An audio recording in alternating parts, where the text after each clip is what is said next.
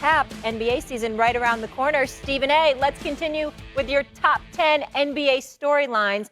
What is number 8, sir? Well, number eight is a team that I've been talking about because they've got one of the greatest players in the world in point guard, Luka Doncic. Now, obviously, the Dallas Mavericks are a team that cannot be ignored, obviously, because you have a Luka Doncic. You have a Kristaps Porzingis. When healthy and ready to play, obviously could form a dynamic duo. Nevertheless, since they won the championship in 2011, it's been a decade, and they have not been out of the first round. So who knows what's going to happen with the Dallas Mavericks this season? Who better to talk about it, though, than with their new head coach, the one and only Jason Kidd, new head coach for the Dallas Mavericks right here with yours truly. What's going on, Big Time? How are you, man?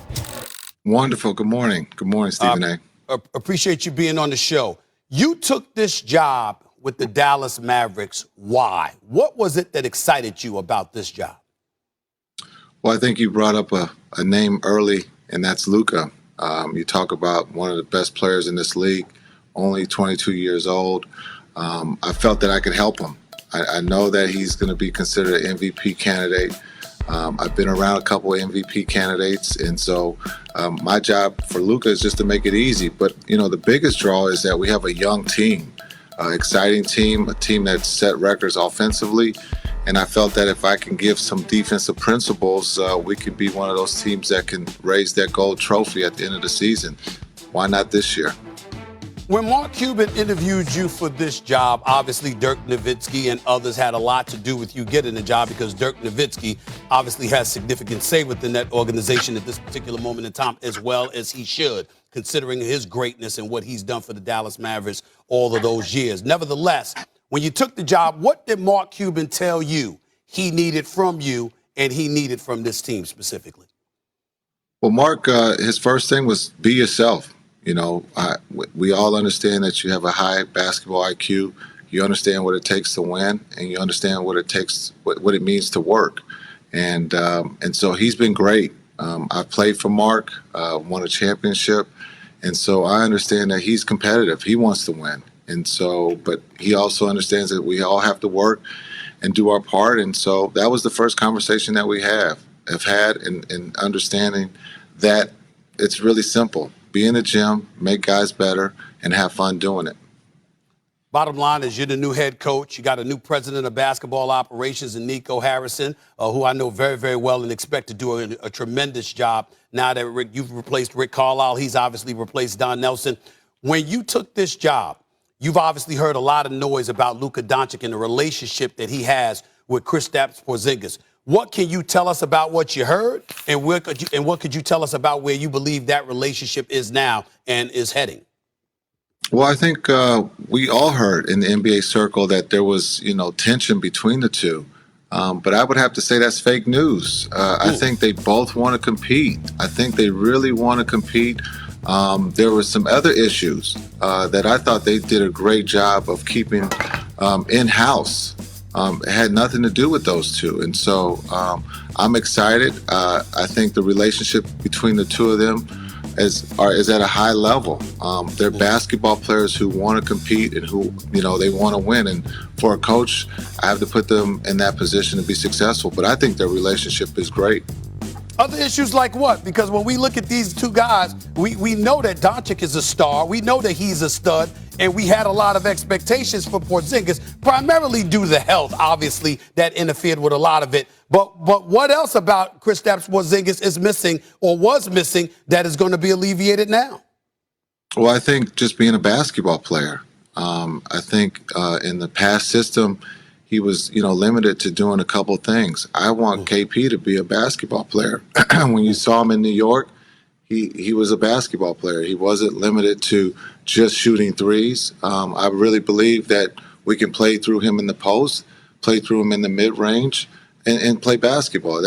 Those points count. And I think he has a skill set at 7'3" to be able to deliver that. And so I'm excited to be able to see him be himself and not be limited to just shooting threes.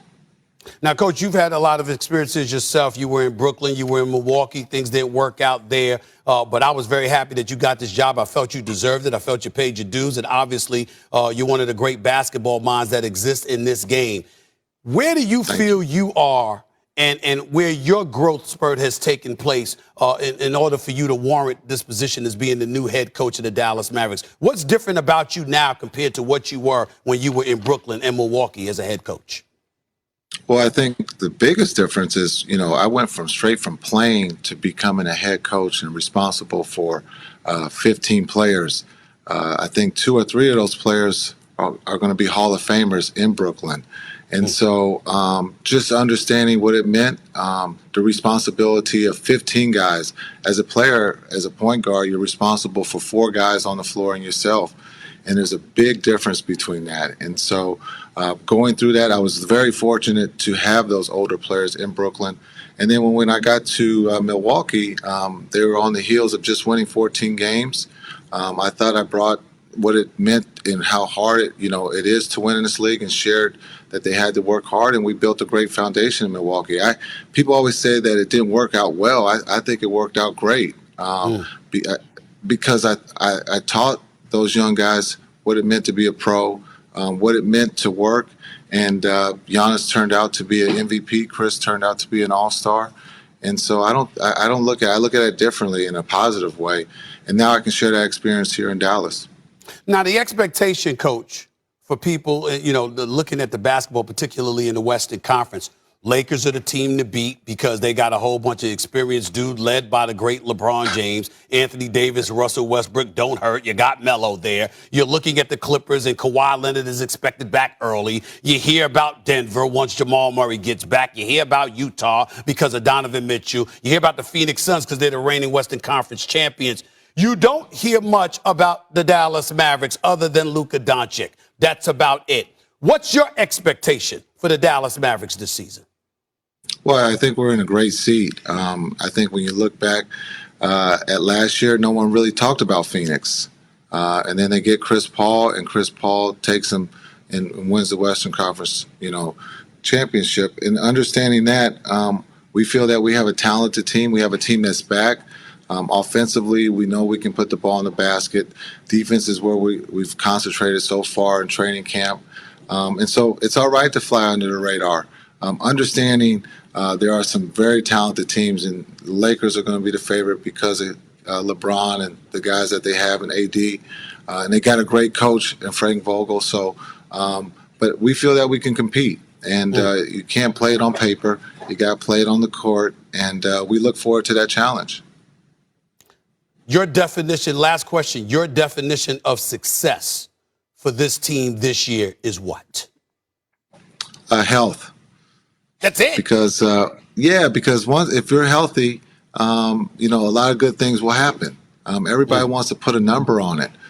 We always talk about the standard in the Western Conference is 50 games to punch that ticket to the playoffs. We all understand. We all have a bad taste in our mouth of what happened last year with the Clippers being up 2-0. So, we have many goals within in-house, but I think our health. If we're healthy, we could surprise, or we can be who we think can be, and that's competitive and hopefully win a championship. Coach Kidd, my definition of success for the Dallas Mavericks this upcoming season is getting out of the first round. That's it for me. I don't care how many games you win. It's getting. You take that? You take that? I'll take that. I'll take that, because that means we're playing the second round. All right, my man. The one and only Jason Kidd, new head coach for the Dallas Mavericks. Appreciate you, Coach. Thanks so much. Thank you, Stephen A. All right. Molly, back to you. All right. We'll stay in Dallas. I like that.